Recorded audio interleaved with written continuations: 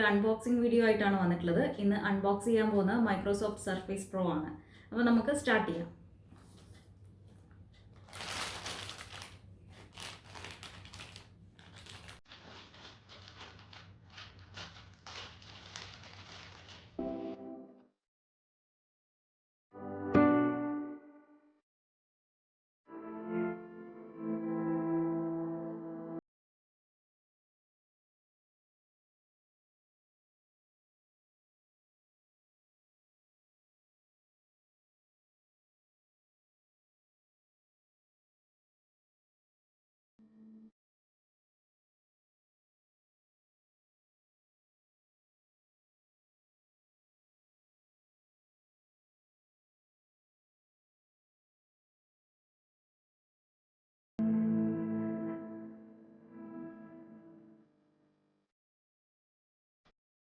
ഇവിടെ ഇതിന്റെ സ്പെസിഫിക്കേഷൻ ഉണ്ട്.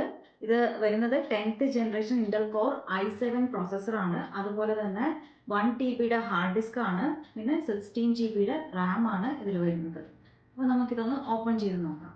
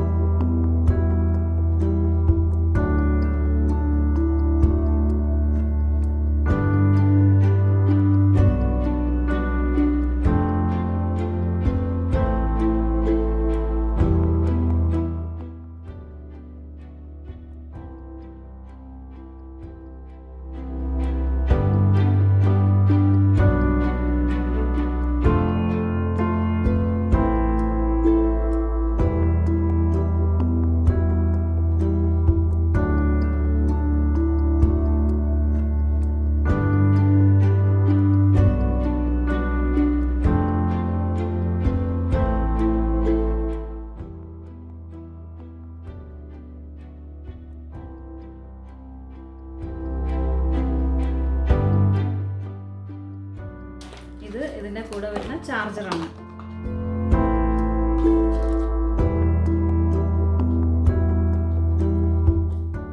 പിന്നൊക്കെ വളരെ ഡിഫറെന്റ് ആയിട്ടാണ്.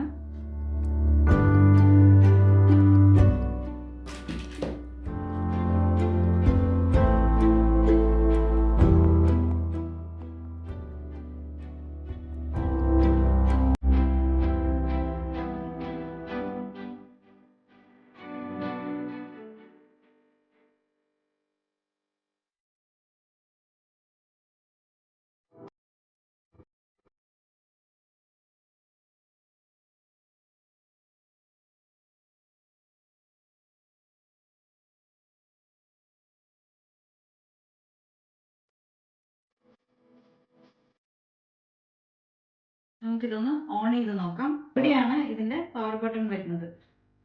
നമുക്ക് ഇങ്ങനെ ഫോൾഡ് ചെയ്ത് വെക്കാം. ഇവിടെ ഇങ്ങനെ സ്റ്റാൻഡിൽ വെക്കാൻ പറ്റും. ഇതിങ്ങനെ ഇങ്ങനെ ഫോൾഡ് ചെയ്യാം. നമുക്കിവിടെ വേണ്ടപ്പോൾ ഓപ്പൺ ചെയ്ത് ഇങ്ങനെ ടേബിളിൽ വെക്കാൻ പറ്റും.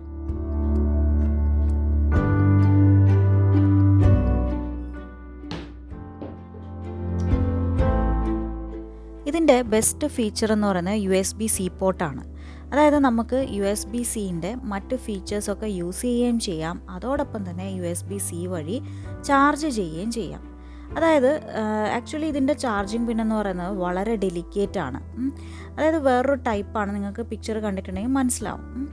അത് പെട്ടെന്ന് പൊട്ടിപ്പോവാൻ ചാൻസ് ഉണ്ട്. അപ്പോൾ USB-C ഉള്ളത് തന്നെ വലിയൊരു അഡ്വാൻറ്റേജ് ആണ്. ഇതിൻ്റെ ചാർജറിൽ USB പോർട്ട് വരുന്നുണ്ട്. അവിടെയാണ് നമ്മൾ USB-C കേബിൾ വെച്ചിട്ട് ചാർജ് ചെയ്യുന്നത്. ഇതിൻ്റെ വൈഫൈ വേർഷൻ 6 ആണ്. അതുപോലെ തന്നെ ബ്ലൂടൂത്തിൻ്റെ വേർഷൻ എന്ന് പറയുന്നത് ബ്ലൂടൂത്ത് വേർഷൻ 5 ആണ് വരുന്നത്. ഇനി ബാറ്ററി ലൈഫിനെ പറ്റി പറയുകയാണെങ്കിൽ ബാറ്ററി ലൈഫ് 10 hours ആണ് കിട്ടുന്നത്. ഇതിന് 3.5 mm ഹെഡ്ഫോൺ ജാക്കാണ് ഉള്ളത്. ഇനി സർഫസ് പ്രോൻ്റെ മറ്റൊരു പ്രത്യേകത എന്ന് പറയുന്നത് സർഫേസ് ടൈപ്പ് കവർ പോർട്ട് ഉണ്ട്. സർഫസ് പ്രോ കവർ കീബോർഡ് വാങ്ങിയിട്ടുണ്ടെങ്കിൽ നമുക്ക് ഇത് ഈ പോർട്ടിൽ അറ്റാച്ച് ചെയ്യാം. അതായത് നമുക്ക് ഒരു മാഗ്നറ്റ് പോലെ ഇത് അറ്റാച്ച്ഡ് ആയിക്കോളും. എന്നിട്ട് നമുക്ക് ഇതിനെ കവറായിട്ടും യൂസ് ചെയ്യാം, അതുപോലെ കീബോർഡായിട്ടും നമുക്ക് യൂസ് ചെയ്യാൻ പറ്റും.